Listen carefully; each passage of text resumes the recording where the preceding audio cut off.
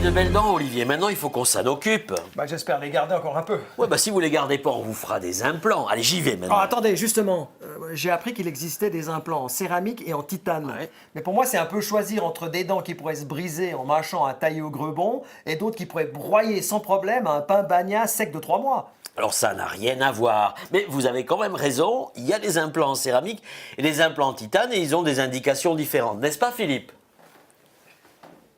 En effet, Dr Madrid. Alors d'abord, il faut savoir qu'est-ce que c'est qu'un implant. Un implant, c'est une fausse racine insérée dans l'os qui sert à maintenir une couronne ou une prothèse. Aujourd'hui, la pose d'implant est un acte réalisé couramment au cabinet dentaire. Il y a encore quelques dizaines d'années en arrière, ce n'était pas le cas. Les résultats étaient plutôt incertains et les taux de réussite étaient plutôt faibles. Tout a changé au début des années 80, avec l'arrivée du professeur Branemark, qui a pu démontrer jusqu'à 90% de chances de réussite avec son protocole d'insertion et ses implants en titane. Et aujourd'hui, les choses ont changé. L'esthétique est devenue plus importante, mais surtout, on a un nombre suffisamment large d'études qui prouvent l'efficacité de la pose d'implants en titane. Il faut savoir que l'allergie au titane est relativement rare, avec 0,6% de la population atteinte.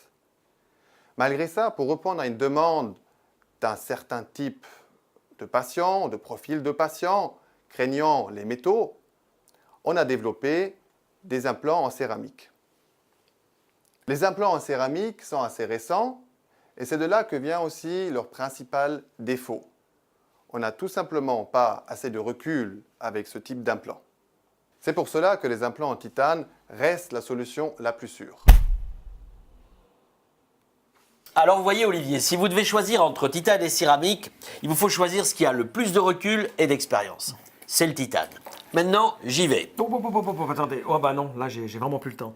Non, parce que j'ai rendez-vous chez mon horticulteur pour cheveux. Encore? Oui, pour savoir si jamais je me fais des implants, si je dois choisir cheveux céramique ou cheveux titane.